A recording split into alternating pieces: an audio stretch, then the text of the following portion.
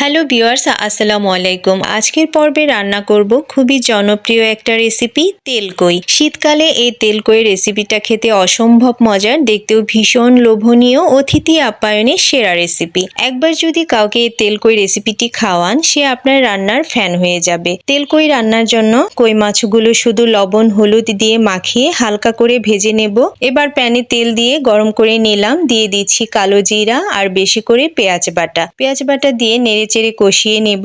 দিয়ে দিব আদা রসুন বাটা, মরিচ হলুদ ধনিয়া ও জিরার গুঁড়া, স্বাদ মতো লবণ দিয়ে খুব ভালোভাবে কষিয়ে নেব।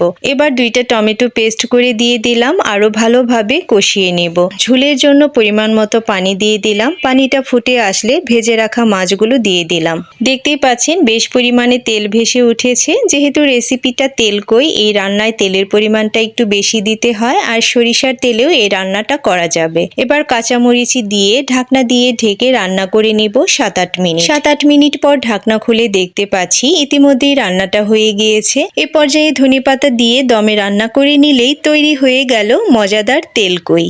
দেখতে ভীষণ লোভনীয় লাগছে। Trust me guys, it was so good. Bye bye.